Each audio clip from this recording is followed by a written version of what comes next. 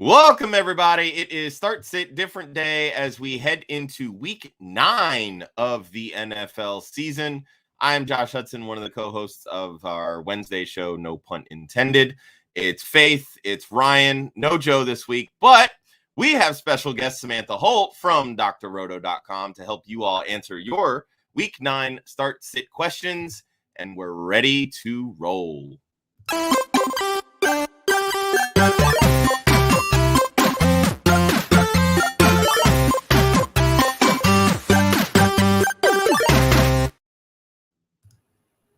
Good morning, I love your everybody. new intro. I'm sorry. Isn't it so fun? So good. It's so good. That's all Joe, although he's MIA. Yeah. College football. Yeah. Again, happy Saturday and welcome to Starts It Different Day for week 9. Ugh. We are over halfway because 17 divided by 2 is 8.5. I can do math. We did it. Yay, me. Off to a smashing start I this love morning, Faith. This is how we always start. What are you talking about? You pretend like we're some elite group who starts show off is so chaos. eloquently. We do not. That does not happen. It is Saturday. Sam, we are so glad that you are here. Thank you for getting up at the butt crack of dawn on your Saturday to join us. We No appreciate problem. you. Of course. It's always great to have another female with these two clowns. I mean, my friends, I love them dearly. This is my second show this week with 2 females. Love it. So You know, equitable. Kicking it strong. That's what I do. You know how we do. So Sam, how are you? I am good. I feel like this season has already gone by so quickly. I feel like it was just this off season where it was kind of so much speculation, so much wondering of different things, and this season has already just completely flipped upside down from, of course, what we all tend to expect, which is how the season always goes. It's almost like every Sunday right before the games start, I just kind of have this PTSD moment of just, please no more injuries, because there's so many. And I know that every year it's like there's got to be more this year than last year, but at the same time, I'm still not okay with it, how many we're getting every year. There was also so much football news this week that I'm just kind of exhausted. And I even almost forgot to even talk about the Derrick Henry injury on my show on Thursday. That's how dense the information has been. Oh my God, that's hilarious because I do the big news for us and Derrick Henry did not make my big news because everything I completely forgot until you just said it. Yeah, I know. Like, So Ryan's about to go edit so much. that right now. I'm literally adding it right now. There's literally so many things. It's just like, it's hard to keep up with. And at the same time, it's kind of just like this PTSD remembering of stuff. So someone will ask me casually, hey, I know you pay a lot of attention to football. What's going on? I'm like, well, what do you want to know? And then they're like, wow, it sounds like I just opened a can of worms because it's just like so much stuff going on. Yeah.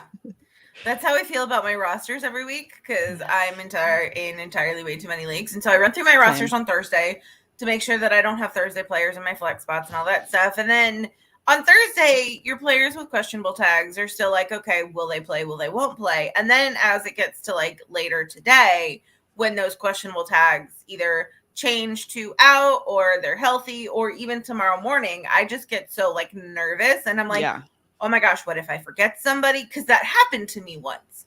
I took over a league in a format that was brand new to, and I totally forgot it existed.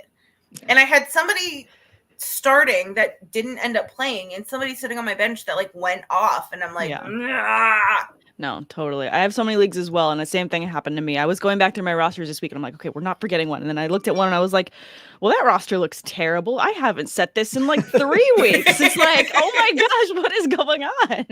Well, and that's what's funny. Like it's happened to me and I'm in far too many leagues like the rest of you, but I've like made it a point. It's happened twice already this season. I was like, it's not going to happen again. It happened again this past week. Left Julio Jones in the lineup. And then I have the like added. I did too.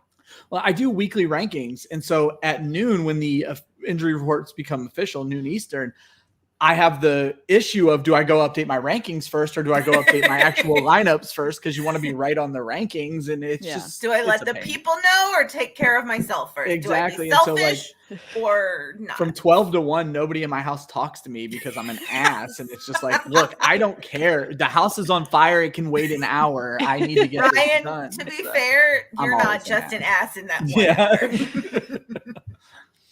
Oh my god, yeah. None of it's then good, okay, so like I'm Pacific times too. So like on Sunday morning, it's like you wake up and you're just waking up to drama, and you're just like, okay, so who's gone now? You're just like, it's just like you wake up to it, and it's just all miserable. You wake up in California, and instead of drinking coffee, you're like, I just need booze to deal with this shit. Cracking a White Claw, you roll out in the morning. Time to go. Ryan. Speaking of Derrick Henry and big news. Oh my God, he's on the list. Who would have believed it? Disappoint the people. Let's go. It's actually not so bad. The big news is the biggest section it's been, which is not surprising if you paid attention this week. So Derrick Henry likely out for the year. He could be back for the playoffs. They claim he could be back in 6 weeks. I wouldn't count on that, but probably out for your fantasy season. Another person, Michael Thomas, announced that he is not going to be playing this season. Odell Beckham. We talked about that all off season. Yeah, exactly. Possibility. Yeah. The pot boiled over in Cleveland. Odell Beckham on waivers. I believe, Josh, am I right? Waivers are going to clear for him on Monday because of the weekend. I think so. Yeah. Yeah. I think that's what I read. Aaron Rodgers tested positive for COVID. This situation goes from crazy to absolute bananas. If you haven't seen if you haven't seen his interview with Pat McAfee, put on your tinfoil hat and go check it out. It's some crazy stuff. Back to the land of the sane. It's not looking good for Kyler Murray or DeAndre Hopkins this week. I saw something that they won't play. Okay, I saw likely yesterday. Continue. I'll figure. Okay. I thought you were going to say who you saw it from. So, because I can't remember. Losing both of them. We talked about Colt McCoy as kind of a surprise attack. I still don't love it if D-Hop is also out. Trevor Simeon is going to start for the Saints over Taysom Hill, though Hill will be active and will play. Tyrod Taylor is back and immediately gets his job back in Houston over Davis Mills. Devontae Parker. 0 sense, but that's fine. Yeah. Devontae Parker, who has already missed 3 weeks, re-aggravated, and they are now popping him on the 3-week IR. It is his first stint on the IR, so it is temporary. And George Kittle, some good news, is going to be activated before the game. You get your tight end back. Hopefully he's effective. We'll see how that goes. Now to the actual injury report. Out. Aaron Rodgers at quarterback. Nobody who matters is doubtful. Tua, Sam Darnold, Kyler Murray all listed as questionable, but as you heard, Kyler is almost a no-go. Darnold is still in concussion protocol as of yesterday. We'll see how that shakes out today. Running backs. Saquon Barkley is out. Latavius Murray is doubtful. I mentioned this last week. I don't believe a doubtful player has played this season, so you can basically count him as out. James Robinson is questionable. Elijah Mitchell is questionable. Wide receiver, Sterling Shepard and Calvin Ridley are out. Nobody who matters is doubtful. Questionable list is a variable who's who. It's Deebo Samuel, DeAndre Hopkins, Amari Cooper, CeeDee Lamb, A.J. Brown, Robert Woods, and then you got Cole Beasley, Rashad Bateman, Kenny Golladay, and even Donovan Peoples-Jones, who kind of matters now with Odell Beckham out in Cleveland.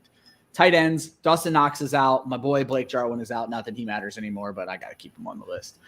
Doubtful, he's not officially listed as doubtful, but Noah Fant has been it's been said that he is unlikely to clear COVID protocols before Sunday. So that means Albert, Okwuegbunam. Okwuegbunam. Alberto, who is listed as questionable, but could be a monster tight end play this week. So keep an eye on him. Kickers, who are people too. Nobody is out. Nobody is doubtful. No major changes from last week. Wait for it. Nick Folk is questionable. And Chris Boswell is still in the concussion protocol, has practiced in full, should be good to go, worth keeping an eye on. You're not depending on Chris Boswell anyway. That's the injury. Nick Folk is questionable like he has been every other week this season, and he will play. Ryan, you also missed some really big news. Did I? Henry Ruggs. Oh, I mean, The world knows about That's Henry crazy. Ruggs. It's an absolute I mess. mean, the world also knows about Derrick Henry, but you still brought it up. So That's true. big news is big news. It's awful what happened. I'm going to be perfectly honest. I'm an ass. Josh had mentioned the girl's name in his article. I don't remember the girl's name, but rest in peace to her and her family. Mm-hmm. It's all a mess. I actually saw somebody, just to be as, I guess, cut and dry as possible with the fantasy aspect of it, I saw someone ask if he's droppable. Yes. Dynasty. He doesn't have a team and is likely going to jail for at least 20 years. Yeah, I think you can drop him. Yeah, if you're going to be that weird about it, you can drop him. I agree with that. Also, this is your PSA. Don't drink and drive. Yes. If you don't have money for an Uber, for the love of God, DM me. Walk. I will send you Uber money. Jeez. It's okay. You can walk. Yes. Just not into traffic. But also, there's so many apps where you can order alcohol to be delivered now. So just drink at home. Like, why do you have to? Well, part of that too is where you're at. I know not all places you can. Yeah, that's true. So. I would just like to state for the record that in Florida, during the pandemic, when all the restaurants were shut down, our governor made to-go booze legal. Ohio did the same thing. And he, after everything started to open, he kept it. I'm like, yeah, to-go booze. You can get a margarita from Jilly's to go. I don't like margaritas, but still. I mean, to be honest, to-go booze should always be a thing. Yeah. And I don't, in the event, shouldn't matter. PTA meetings, softball. Yeah. Especially PTA meetings. Maybe not right now. PTA meetings have kind of went off the deep end, but we're not going to go towards any of that. They probably had alcohol at some point. So. Oh, man. Okay, so we have one question. It's a quiet morning. It is. It really is. Michael wants to know if he should still roll with Tua, but he's also considering Jones, Teddy, Big Ben, I'm assuming Matt or Ryan. Yeah. Tyrod Taylor and Trevor Simeon. God. So literally the variable who's who of who's on. It's a lot of people to consider. Yeah, it is. You're the streaming guy, Ryan. So Tua's not typically on my streaming list. Usually his rostership's a little bit too high for that. I have Tua at 13. I have Teddy at 6. Give me Teddy Bridgewater. Teddy B. So we can overanalyze the hell out of this question because we have so much time. So. Well, I mean, he did mention Trevor Simeon. I would just say, I mean, I liked what I saw from him last week. And then with the addition of knowing that Taysom Hill is out there and he's going to be using a lot of special plays in the way that they love to use him so specially, and a way to completely cut the legs out from underneath Alvin Kamara's value, I just feel like you could see some fun plays this weekend. And so it might be a fun streaming option for you. Let me throw this at you, Sam, just along those same lines. I had a follower who was pretty insistent on his question because it's the Atlanta Falcons. Is Taysom Hill a playable option based on what we think is going to happen in that game? I wholeheartedly am a Taysom hater and would say no, but he was not accepting no very easily. Well, I think it all goes back to, it depends on how many options you have and how deep your league is. I mean, if you are absolutely just decimated across the board at different positions and you have an offensive player position, and I don't know how Taysom Hill is designated in your league, but you just need to roster a body in that flex position, I wouldn't think it's the craziest thing, just because he does have the option of running in for a touchdown. So he could end up with something small like 20 yards and 3 catches, but a touchdown. And at least you have a decent floor for that spot if you're desperate in terms of, having so many injuries on your team. Yeah, almost maybe more in a 4-point passing touchdown league, he might have a bump up in value just because his touchdowns could be worth 2 more if he's running them in. So yeah, and if they want a change of pace in the middle of the first quarter, all of a sudden maybe they find themselves down by 2 touchdowns, something crazy, they just don't have a good start, you could totally see them switching off quarterback there because they've done it before. So that's not a bad point. It's if they need a boost to the offense, they could absolutely do some crazy Taysom Hill plays, and then he'd have good volume and a good floor for you. Is he going to have it throughout the whole game? I don't think so. I think they're going to go to him in bursts. I think the only way I would consider starting Taysom Hill is if I was in like 14, 16, or 20 team leagues, because at that point your benches are so thin, your waiver wire is practically non-existent, and with all the injuries, you're probably pretty desperate at that point. So he's a worthy dart throw at that point, but anything lower than that, I'm steering away. I have a conundrum in one of my super flex leagues where I've picked up both Colt McCoy because I have Kyler Murray, and I had to pick up Trevor Simeon to potentially play because, again, Kyler's likely not going to play. And I'm just like, all right, how much is Taysom Hill going to disrupt Simeon? Because it is a pretty good matchup against Atlanta. And, we talked a little bit on Wednesday about how teams just don't plan well for Colt McCoy in his first starts as a backup for whatever reason. So, but, when you factor AJ Green out, DeAndre Hopkins not playing, it doesn't even feel like that good of a matchup for anybody. So I'm just kind of like, I'm going to end up taking this down to the wire, and I'll probably lean Simeon, but who the hell knows? So. I wonder if it's because Colt McCoy always tends to back up quarterbacks who are nothing like him, because it was Daniel Jones, now it's Kyler Murray, and it's just like you're just not ready for Colt friggin' McCoy. That play style, yeah. Colt friggin' McCoy. That is his middle name. It is. For what it's worth, I would still stick with Tua. I like the matchup against Houston. I know they're probably going to run the ball a lot, but the Miami running game has been so incredibly inconsistent that even in a good matchup, it's hard to trust. And we've seen 4 touchdown Tua since he's come back. So yeah. 4 touchdown Tua, 4 tutty Tua. That's right.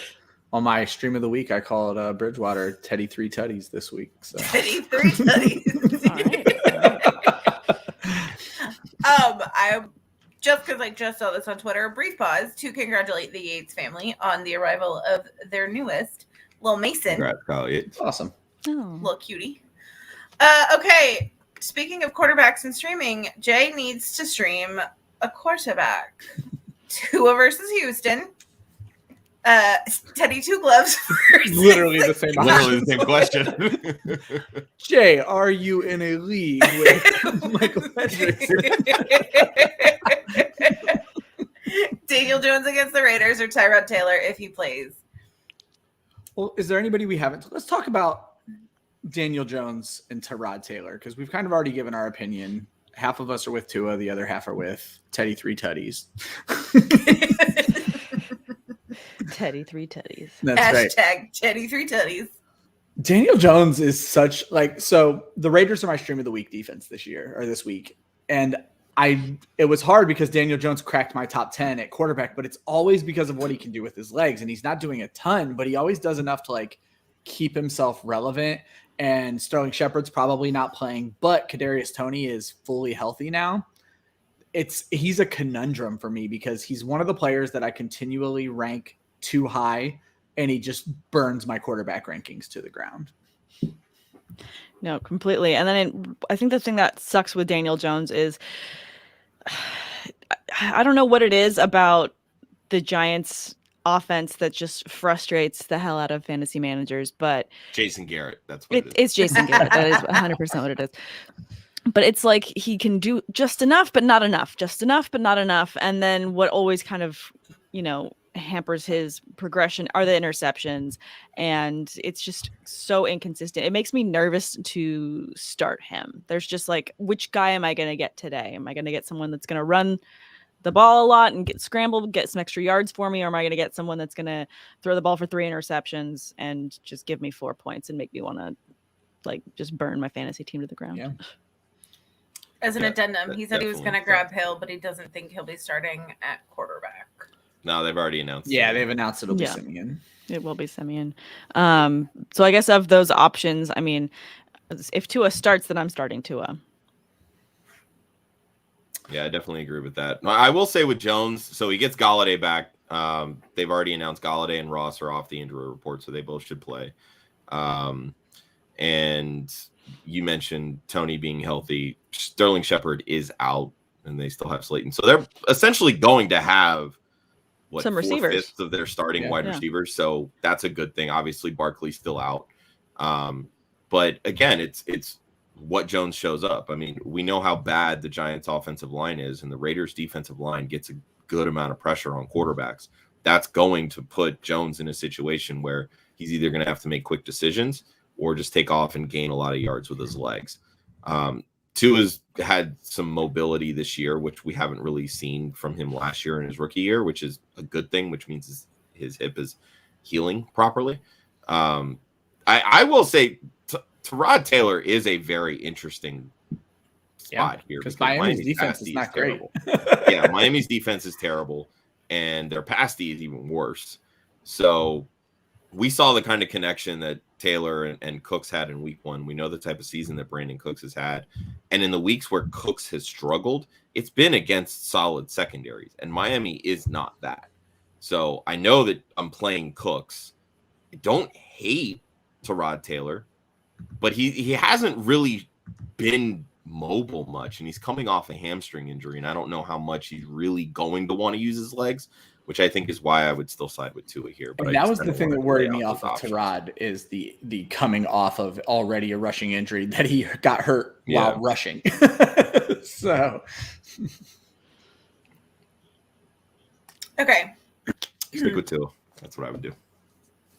Tua. I would play Teddy, but I'm outnumbered. Teddy 3 tutties. That's right. Okay. In a 14-team PPR flex, are you playing Ayuk or Herbert? Sam. Is that Justin Herbert?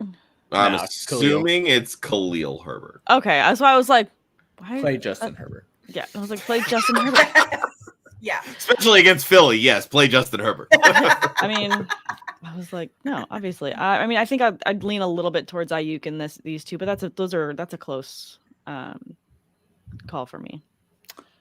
I'm almost never Ayuk, but Tebow's quotes are really scaring me. You never want to hear a player come out and say that his injury is worse than it was the week before. So that had me swing things because Debo was easily my wide receiver 1 this week. I had projected him with 2 touchdowns. I did give one of those touchdowns to Brandon Ayuk. I also don't quite trust Chicago, and I understand a lot is made of the Pittsburgh rush defense. First of all, is David Montgomery's not confirmed out, is he? Like, they'd have to activate him today, I believe. I thought he was already taken off IR. Okay. At least I thought that's what the announcement was. So there's the David Montgomery coming back thing. That kind of swings it for me. So, yeah, give me Brandon Ayuk. So. I mean, I have him still on IR on my settings, but maybe I was going to say, I thought he was as well. But maybe it's going to be one of those things where, it just sketch your device and tomorrow morning he's like, he's starting to practice yesterday, opening a 21-day window for his activation from IR. I still think according to Nagy. Yeah, I think it's still going to be week 10 or excuse me, week 11 after their week 10 bye. It just makes more sense. There's no point putting him out there now. Yeah, I mean, Herbert's played well, so why feel the need to rush him back at that point? So, yeah. I mean, Pittsburgh. So let's go on the assumption. Solid. Let's go on the assumption no David Montgomery then, Josh. I personally would still go Ayuk. I don't believe that Samuel is going to play. And so far this season, what have we seen from George Kittle? He's in line and he's blocking. Yeah. Because they want to run the football. So that's going to put Ayuk in more of a position to kind of be that wide receiver 1. So I think his upside is greater at that point. And really, in 14-team leagues, what are you doing? You're chasing upside as much as possible. Yeah, it'd be different if Chicago was actually throwing to their running backs at all. Yeah, and they're not. No. So I would roll with Ayuk here. I'm sorry to say. So what you're saying is that it's a good thing that I didn't drop. No, I'm definitely not saying that. Though you did drop Noah Fant, right? Or was it the other way around? I dropped Andrews for Fant, and then the following week, Fant goes on COVID. Yeah, it's super great. Oh my God. I was 10 out of 10. I was would not at least to drop Fant, and it was a mildly. She asks us after she makes the move. Like, really? Come on, Faith. Oops. Well, and then my commish is actually my boss over at IDP Guys. He's like, "Why didn't you say something? It was an accident." I was like, "Because I just took over in this league, and I didn't want it to seem like I was asking for a freebie or like I." So I was like, "I mean, it's my dumb mistake. I'll just roll with it." It happens. So, all right, TK wants to know. Are you playing Alberto versus Dallas, Dalton Schultz versus Denver, or Dan Arnold versus the Bills Mafia? Sam. I think I'm going to have to go with Schultz. I just feel like over the course of the full season, what we've seen, the sample size that we have, I have a bit more trust in Dalton Schultz than I do the others. But if I had to rank them by who I'd start, I'd go Schultz, Arnold, and then Alberto. Ryan. So my list is the exact opposite. I love it. Let's go. Well, I mean, your middle one should be the same because there's only 3. Yeah. Here's the thing. Yeah, I guess everything's. Dan Arnold is actually my stream of the week, but the Bills are good against the pass. Oh, they're great. Yeah, great against the pass. They're great against everything. They're very good on defense. Even tables. Yes.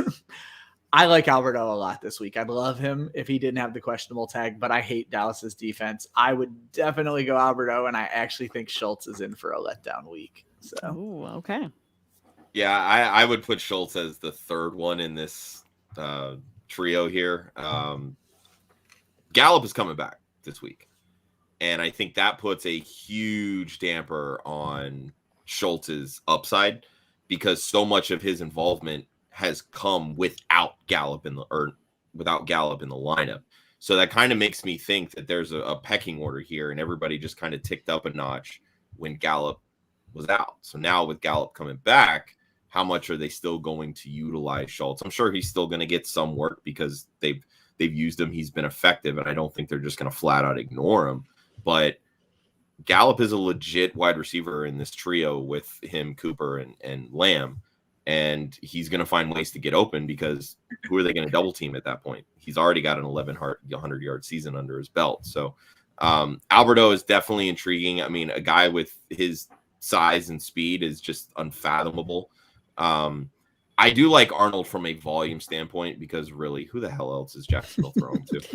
Like it's, and potentially without James Robinson, I mean, they're not going to be able to run the football anyway, but they're going to need to get somebody involved in this offense. So I think I would probably go Arnold, Alberto, and Schultz. And thankfully, Troy, you write for Yahoo, so you really don't need our advice, but I appreciate the question anyway. I was going to say, thanks for throwing us a bone there. If you are insane enough to be tuning into our show and not following Troy King, fix that. It's at T King Mode on Twitter. He is a writer for Yahoo. He puts out a weekly article that is easily one of the best written and most entertaining articles I read every week. So thank you, Troy, for chiming in, and thank you for writing that article.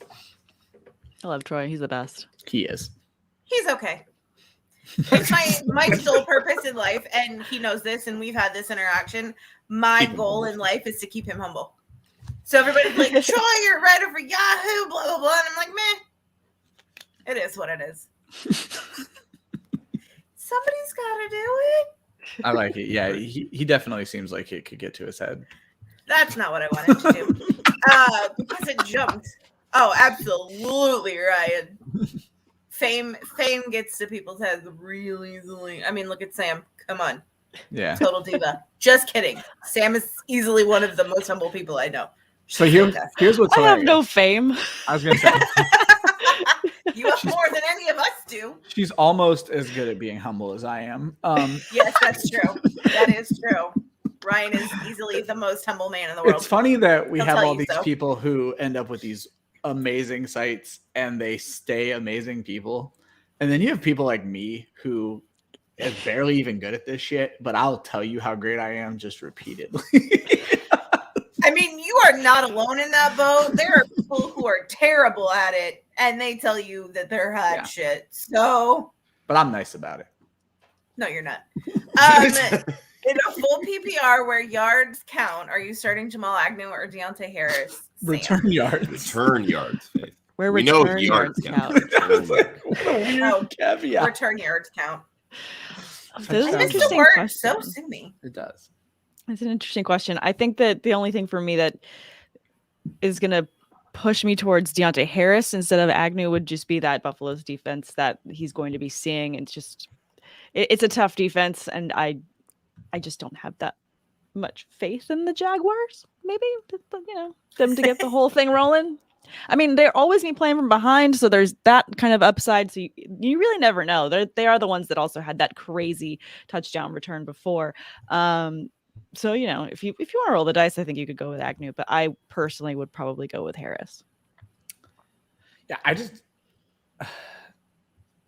Buffalo is just too damn good. And so your basic hope would be that they score so many touchdowns that Agnew keeps getting kickoff returns. Yeah. So I guess that's something. But I would much rather see Atlanta punt the ball to Deontay Harris a bunch. So, yeah, I would go Deontay Harris. Josh? I just want to throw this out there. Over the last 3 weeks for the Jaguars, Jamal Agnew leads the Jaguars in targets. So not only is he contributing in returning yards, he's getting thrown to more than anybody on that team. I would much rather take that even in a tougher matchup, because the focus is still going to be on Marvin Jones, who kind of is their de facto one from a defensive perspective for attention wise. And they're finding ways to get Agnew involved. So not only is he returning, but he's seeing way more targets than Deontay Harris is. So I would lean Agnew in this aspect. Jeff Bell wrote a great article for Fantasy Pros. Yes, Fantasy Pros, where Jeff Bell dug deep into the RPO this year, specifically focusing on Urban Meyer. And with the loss of Travis Etienne, it's really been Jamal Agnew who is filling that role for Urban Meyer instead of Laviska Shenault, which, if we had read the tea leaves correctly, which, is the easiest thing in the world, they had mentioned they wanted to treat Viska like an alpha wide receiver. You don't treat your alpha wide receiver like an RPO running back. So it makes sense that role was probably not going to find its way to Laviska Shenault. But yeah, that's where Agnew is really starting to shine. And then you add the kick return on top of it. It is interesting. It's just, I was researching this for my Thrive video. You would think, because Buffalo's been beating teams down this year, you would think you would see more passing yards. They're only allowing 192 passing yards to quarterbacks per game this season. There's just not a big bite of that apple for anybody. Except Dan Arnold, my stream of the week tight end.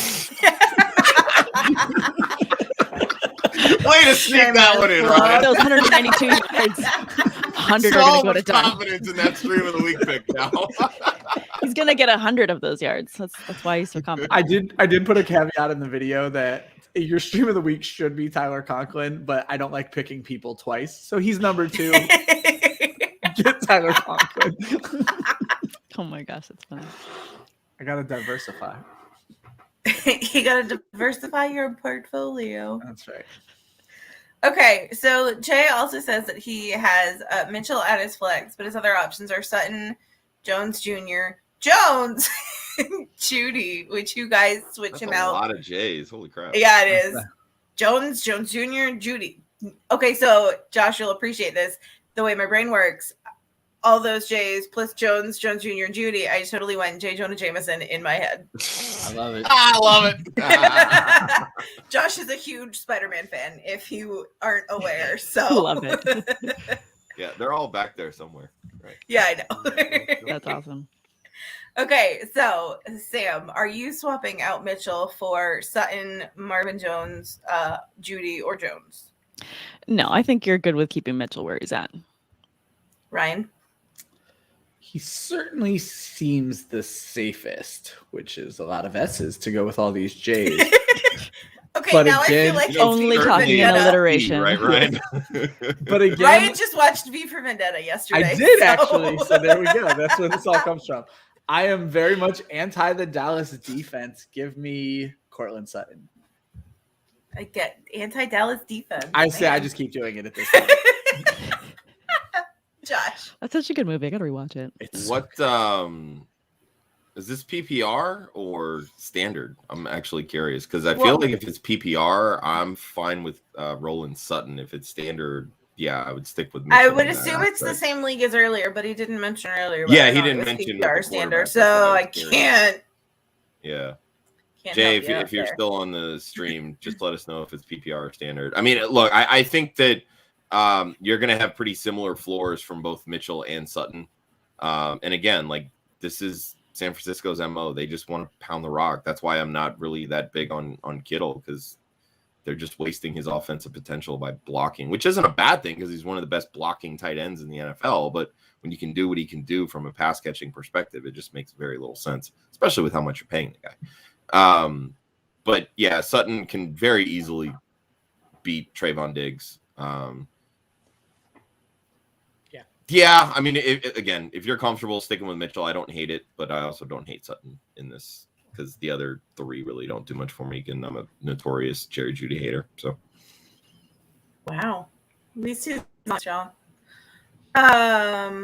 Okay, so in a PPR, are you rolling with Higgins or Jones Jr.? Again, PPR. Do we have to ask now? Is it Rashad or? I think it's T. Okay. I would guess T.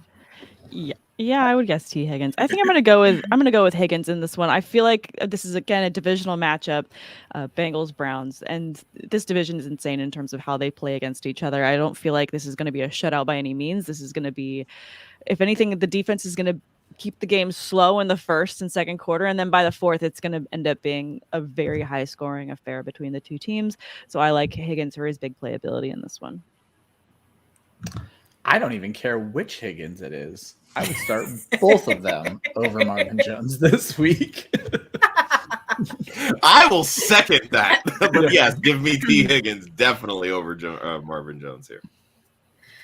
Okay. For all the points that Sam just made.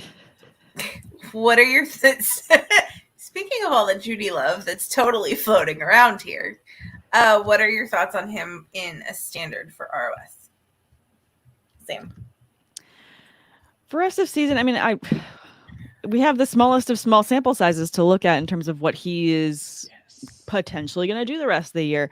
I'm not going to say he's not going to do anything, and I can't say that he's going to be the biggest star there is out there, because it feels like we kind of know what the Denver offense is as a whole right now. It's not like Judy's going to go in there and just completely light it up and change the way that Denver has been playing. Denver has been playing fine. Nothing crazy coming from them. And I think I'm a big fan of Teddy Bridgewater. And when he gets it going, it's fantastic. But when he doesn't, it's absolutely brutal. So, rest of season, he could be serviceable.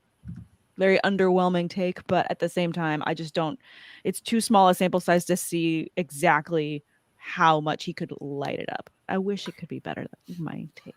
Sorry. So I'm going to jump in. Like Sam said, it's a small sample size. And then like Ryan said earlier about reading tea leaves, I mean, asking anybody what anybody's going to do for the rest of the season is legitimately a dart throw. Is he going to get hurt tomorrow and not play? Who knows? Is he going to go off and continue to go off? Who knows? Well, what's interesting is, because I was digging into this for myself, I play in one standard league, is points per game in standard. T. Higgins right now is sitting at about 7 points per game. It's not good. It's wide receiver 36, so he's a playable option, but it's not good. He is definitely a guy who you see on the upswing just based on volume. Jeudy saw 7 standard fantasy points in his one healthy game this season. Now, for the season, he's averaging just 5, but that's because he's played 2 whopping games. But we don't know what the target distribution is going to look like. If Noah Fant, it seems unlikely he's going to miss extended time with COVID. Most people don't, as long as they don't lie about their vaccination. He didn't lie, according to him. No Noah Fant would mean more volume for Jeudy. They even kept Tim Patrick involved last week. So in standard, you're basing it on touchdowns. And with them having 2 good running backs and the weather about to take a turn in Denver, I would focus my touchdowns on Melvin Gordon and Javonte Williams. So I wouldn't give him the trajectory that I would give T. Higgins, even though they're in a similar boat to each other right now. I would call him a wide receiver 3 who's going to stay a wide receiver 3. You got through it, Ryan. I'm proud of you. I did. Yeah, in standard, it's all about accumulating yards, scoring touchdowns. Teddy Bridgewater Bridgewater has never been a high volume tripping over ourselves today. Touchdown passer, even though he's on the right path to scoring more or throwing more touchdowns this year than he has at any point as a starter. It just doesn't. Standard, I want Fant or Sutton as my wide receiver from the Broncos, not Judy. We can get through multiple alliterations, but trying to say 2 words and exactly. We're done so. Okay, so back to this question from Jay. He answered it's a half PPR. Mitchell. I would go Sutton, but I see why Josh and Sam say Mitchell. Sam, are you still on the Mitchell train? Yeah, still there. All right. Although I love your points. They're just not good enough to change her mind. No. Ladies and gentlemen, it has been a privilege having Sam on with us, but it is early and she is a busy lady, so she has other things to do. I won't say better things because I don't know what they are and what could be better than hanging out with us. There's nothing better. Sam, before you leave, let everybody know where they can find you, all of the places. Absolutely. Thanks again, you guys, for having me on. I really appreciate it. You guys are always so much fun to hang out with. So definitely much more of a pleasure hanging out with you guys. Feeling is very mutual. Yes, it is. Yeah, thank you. No, if you guys want to follow me on Twitter, it's at Samantha R. Holt. And if you want to follow me on Instagram, it's at Sam_awesome. And then if you want to find any and all of my content right now, I am with drrhoda.com. So you can find my weekly Stock Watch article there. You can find the fantasy debate with Sam and Tate. We moved our show over to Dr. Rhoda as well. And then we just started a look back podcast with myself and Maddie Kroll, who's a fantastic follow. She's awesome. She does amazing offensive line analysis, which is something that I have not done enough of, but hearing her talk about them, I'm like, oh my gosh, there's so many extra things in terms of reading tea leaves. Like this is actually like reading amazing stats webs that really unfurl exactly who you should be starting week in and week out, because it dictates so much who's going to be getting the run. So she's fantastic. Definitely check her out. But yeah, thanks again, guys, for having me. Thank you, Sam. Thank you for joining us, weekend. Sam. Yes, have a great weekend. By the way, people that are check all watching, your lineups. Yes, we're still here. Yes, we're still here. I have to step out. You guys still get all these amazing people to answer all your questions. But thank you so much. Sam, remember, check all your lineups. Check all my lineups, including that Yahoo one, which I think I'm only in the middle of. All right. Bye, Sam. Bye, Take care, Sam. You too. Okay. Brock wants to know, would you trade Sutton for Waddle or T. Higgins? Ryan. Ooh. God, Waddle has gotten so quiet lately. I have this thing for Jalen Waddle. I would attempt to get Jalen Waddle. I would see if you could get more. I feel like Sutton has a perceived value over Jalen Waddle right now, so maybe you could get them to throw in an extra piece. So, Josh.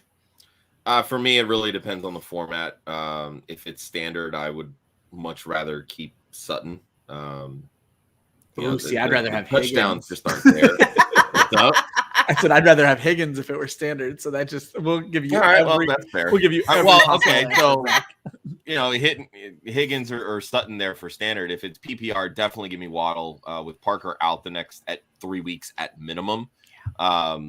Waddle's definitely trending up in that aspect. He's essentially going to be their wide receiver one, with Gaskin is kind of like that tandem there, because they don't really have anybody else to throw to.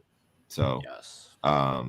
Again, I don't hate it, but again, for me, it really depends on the format. Guys, I really hate when people get hurt, because then it screws with my lineups, and then I have to go deal with them, and I really don't want to deal with them. I just want to run Propeel, set it, and forget it. Hilariously enough, it's almost a bad thing that I separate my fantasy teams from my analysis, because while I'm telling everybody, oh my God, Kyler Murray's not going to play, it didn't occur to me that I have Kyler Murray in like 5 2-quarterback leagues that like I'm completely screwed in this week.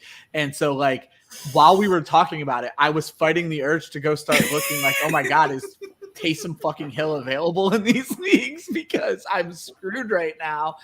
And hilarious story. I play in a dynasty league with a lot of the club fantasy folks, and I had roster spots this week because half of my team is on IR. Josh, I was looking through and I'm like, I want to sign Taysom Hill so bad, but I've been just railing against him on every show this week, and I will get so much shit if I sign him. So I didn't, and thankfully, I believe Drew signed him yesterday morning. Desperate times, Ryan. Yeah, but desperate times. The Kyler I just Murray gave thing, you half my starting roster in You that did. league. Don't sit here and tell me that you don't have players. Like, Oh no! It's not that I don't have players. I fill up my. He just IR didn't have a spots. quarterback. I play.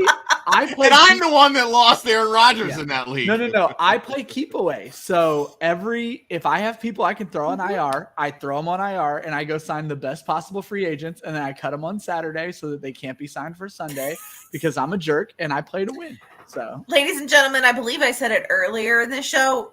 Ryan's an ass. I am. I am not nice. I had a follower hit me up, 3-4 weeks ago, where someone had lost a tight end going into the Monday night game and there was one tight end left. He's like, is it rude if I sign him? I was like, it's moronic if you don't. I was like, go add this guy right now. Like, you play this game to win. We are not friends. I'm sorry. It's one of those things where if you have someone available to drop, do it. Absolutely. But not if it's Mark Andrews. No, certainly if it's Mark Andrews, but that's okay, Faith. We all make mistakes. We have an answer for the Higgins Waddle. Okay, I see it there. It's I was PPR. like, it's so long. Yeah, it's PPR, and it's a close one. He's 7-1 with a bunch of people. Do you sell Godwin before AB comes back? Would you, second half of that question, would you sell Godwin before AB comes back? The question of the week. Should I sell Chris Godwin? We've gotten that so much this inevitably week. No, I don't sell Chris Godwin. However, looking at your team, you do not need Chris. Who's your quarterback? And your tight end. Because congratulations on just a wonderful roster here. So your quarterback and tight end, if they're not weak spots, you don't need to sell anyone. You might as well keep the depth. Because I imagine you're starting 3 wide receivers. So weekly, you're starting Devontae Adams, regardless who the quarterback is. You're starting Deebo Samuel. In full PPR, how are you benching Deontay Johnson? That means you're benching Terry McLaurin, which is insane, Chris Godwin. And that doesn't even mention the fact that you also have 3 running backs. So you're doing a great job. Maybe look for, you have the Brady stack and Fant. You're doing a great job, Brock. I'm not itching to make a trade. Keep your depth. To be perfect. The only thing that I would look to trade would be to upgrade from Fant. Yeah. Maybe but Mark tight end is so bad right now. Yeah, maybe Mark Andrews. Tight end is so bad right now. What is an upgrade? Is an upgrade Dan Arnold? Mark Andrews. Yeah, right. Because I mean, look, last week obviously you lost Devontae. This week you could very well lose Deebo. You've got Godwin on a bye this week. So I mean, you're rolling Deontay Johnson, McLaurin this week, which hey, great, and you're benching Sutton. Okay, cool. Never hurts to have depth. I mean, depth. Actually, McLaurin's on bye this week too. Yeah. Oh, yeah, that's right. Washington is on bye. Okay, so yeah, you're starting Sutton this week. I mean, I don't hate the idea of trading Godwin when you look at this roster. Yeah, I was gonna say Godwin's going to help you get an upper echelon tight end. I'm not 100% sure McLaurin or Sutton, maybe even Deontay would. So, yeah, I mean, if you really are that worried about Antonio Brown coming back, if you can add another running back piece, if you can add an upgrade at tight end, I mean, maybe you could package Godwin and Fant to get an Andrews. Even the Kelsey managers are not happy right now. Yeah, exactly. And that's the thing is like he's been tight end 7, I think, the last 4 weeks. Like, it's not great, but it's not bad either. Like, I understand you drafted him in the first or second round or found a way to trade for him before the season started simply because you wanted that cheat code. Yeah. Doesn't feel like you've gotten it the last few weeks, but you still have because he's still a top 12, top. Yeah. And you maybe, I mean, your roster's so deep, but you maybe give a leg up to Andrews because he's already had his bye. So that sort of plays into that, but the Andrews manager, especially if he lost last week, may be willing to deal with Andrews. The Kelsey manager, it was shocking to me. I was going through a lot of my rosters trying to work out trades this week. the Kelsey manager in quite a few leagues is middle of the pack and is probably willing to move Kelsey because he burned that first round pick. Same thing with Waller too, because Waller's been fairly disappointing Yep. after that huge week 1. I don't know that I can advocate buying Waller right now. I'm just worried about that team in general, though.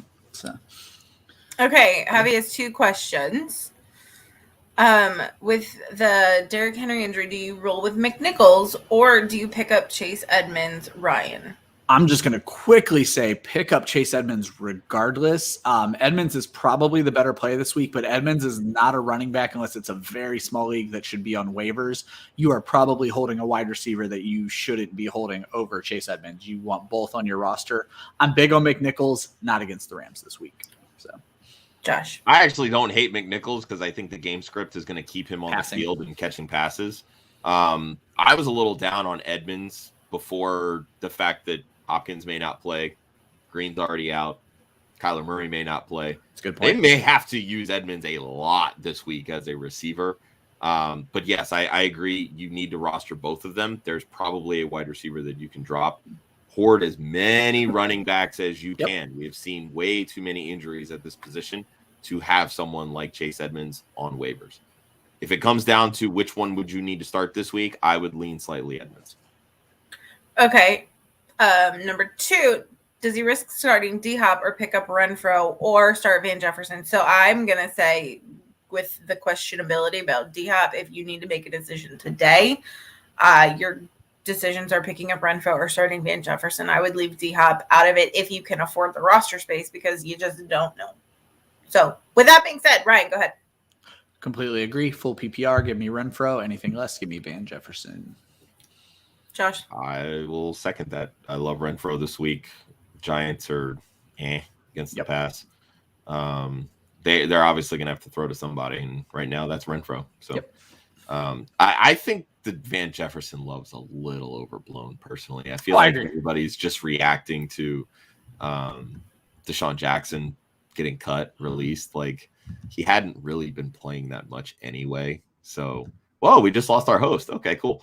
I thought you meant like the website host. I was going to look up Van Jefferson. Some technical difficulties. I was going to look up Van Jefferson. I think anyway, I'm just going to roll with Renfro, period, at this point. So, with that, we'll pop into the next question from Javi.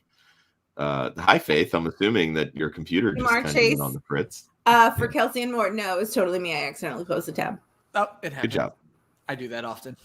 I was like trying to close tabs and I was like, it was a little laggy. And I'm like, I know it's going to end up closing my StreamYard tab. And sure enough, it did. So Javi wants to know, should he accept his Jamar Chase for Kelsey and Moore?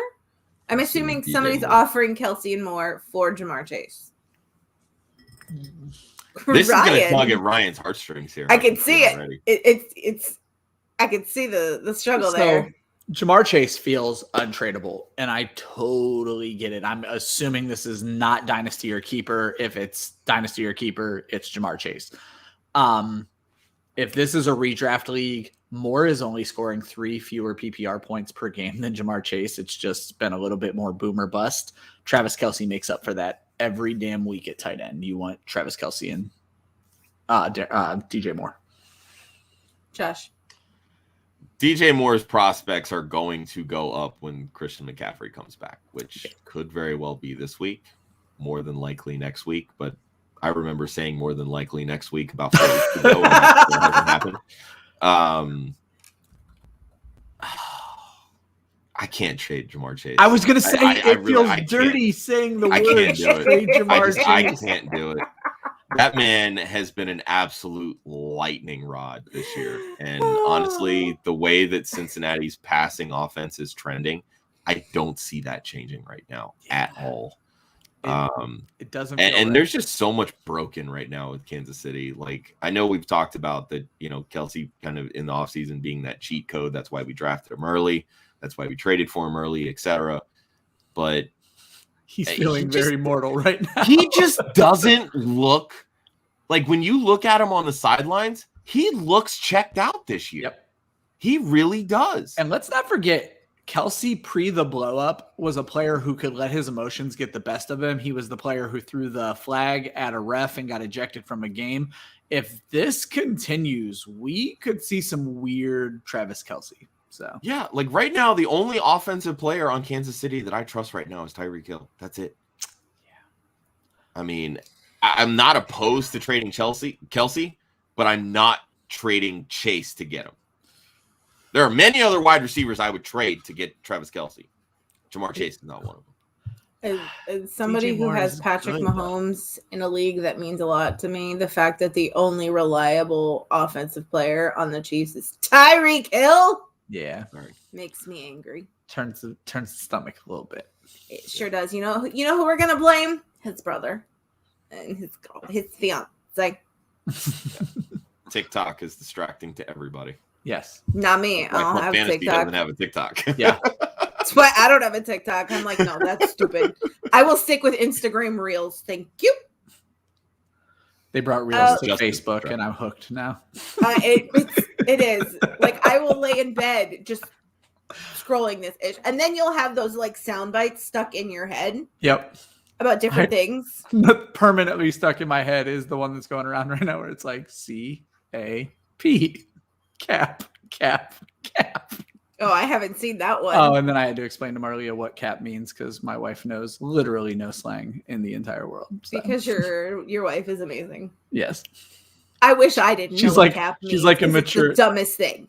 She's like a mature adult. I'm certainly not that. Like a mature adult. Yeah. I just want to state for the record that Ryan's wife and 12-year-old son are the mature ones in the family. Oh yeah, I'm the problem. Constantly. Okay. For a second flex spot, is it Myles Gaskin or Cortland Sutton? Ryan. It's Cortland Sutton. It's never Myles Gaskin, and I understand he has his weeks. It's never Myles Gaskin. Josh. Yeah, I'm gonna lean Sutton here, but damn, and I mentioned it before. Like, it's such a juicy matchup for Gaskin because Houston is god awful at stopping the run. You just can't trust that. Trying to rely on anyone in that Dolphins offense outside of Waddle, and even he has his ups and downs, or even Gasecki at that point. He only had 7 points last week. Like, it's just dirty. Like, give me the consistency with Sutton. Although I will say, real quick, if you win against Jonathan Taylor, shoot for upside. Big swings. Yeah. Great call. Swing. Meant to say that. Great call. Jonathan Taylor. Amazing, by the way. To the moon. Do recommend. Thankfully, I did not play against him in any league this week. It's hard to play against him when you take him in every league. You know, I took him in the leagues that I could take him in, but in some others, somebody got to him first. Yeah. Okay. Oh. No, the Quentin Nelson injury was the greatest thing to happen to fantasy football managers who bought the dip on Jonathan Taylor. Absolutely. Okay, so, I mean, Elixirs needs a wide receiver for next week because Cooks and Higgins are out. He's got several top options, including Robinson, Boyd, Ayuk, Van Jefferson, and Shepard. He wants to know, should he wait and see or pick up one of those? I would probably wait and see. Well, it depends on who you're dropping. I'm very much an advocate. True. Yeah, I'm very much an advocate of holding someone through the weekend. Van Jefferson, as Josh talked about, everything's kind of overblown with him right now. He's not someone I feel like I have to stash on my roster through the weekend.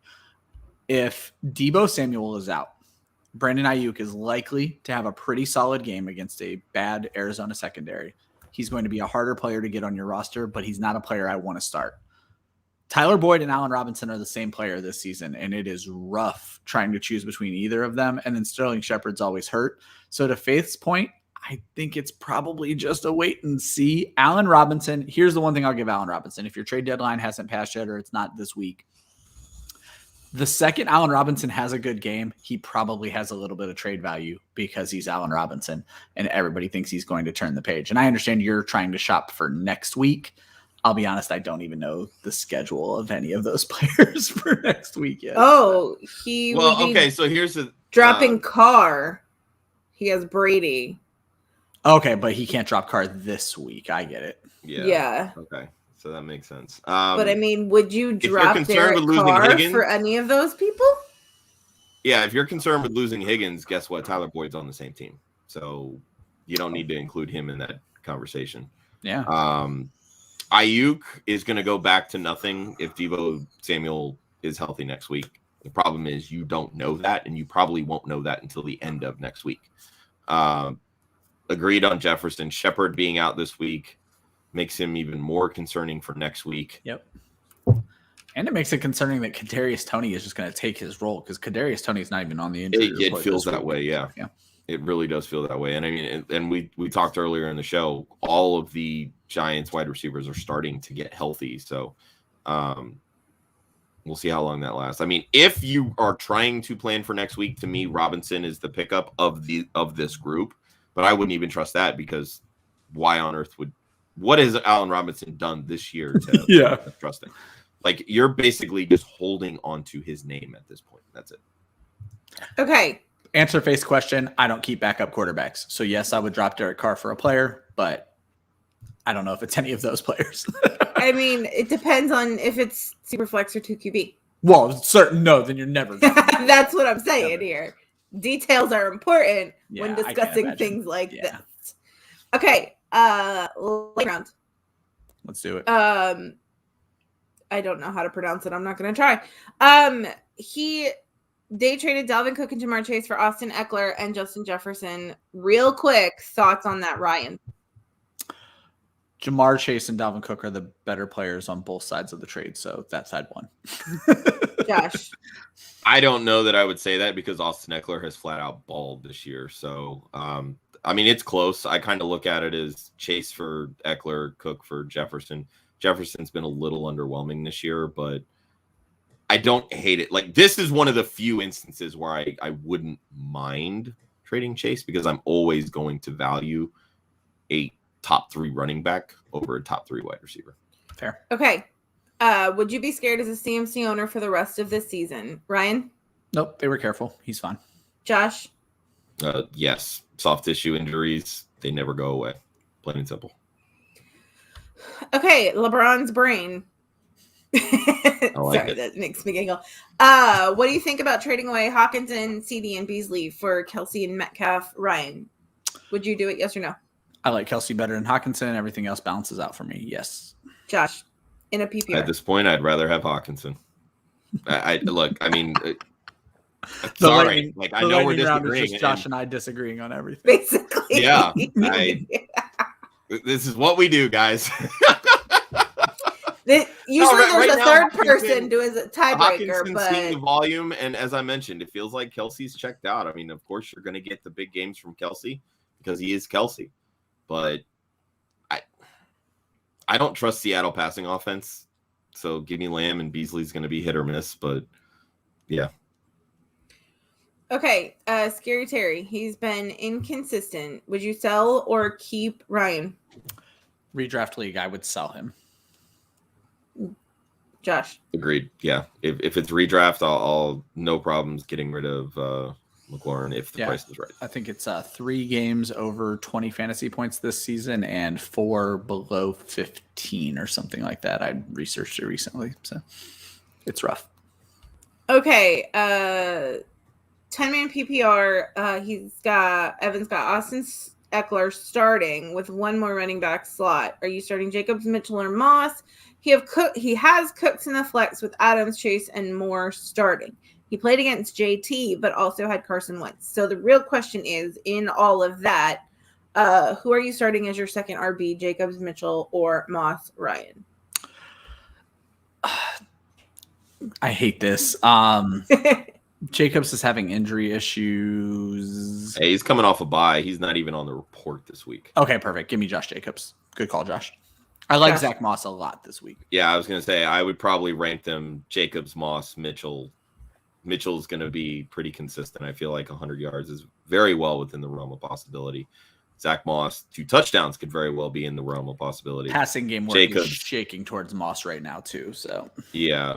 Jacobs, for me, though, he's seeing the goal line work.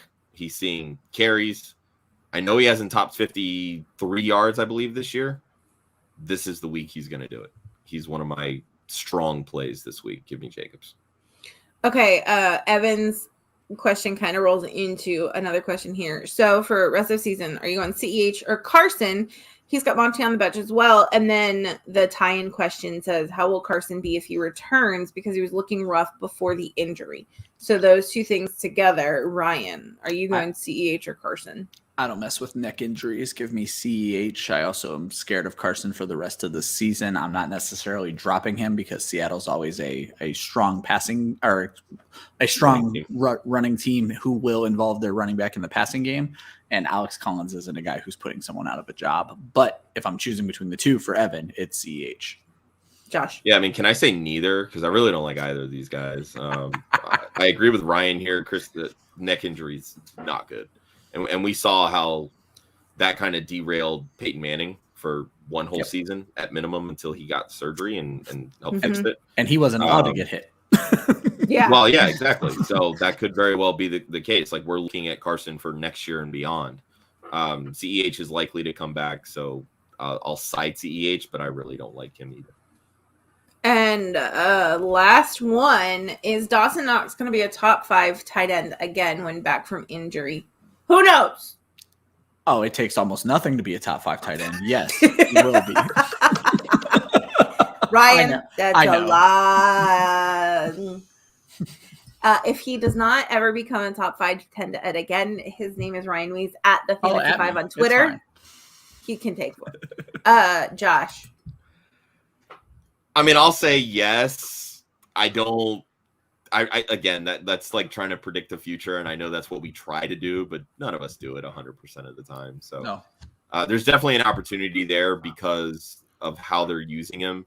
But again, it's not maximum usage. Like, he's doing it efficiently, and that always scares me.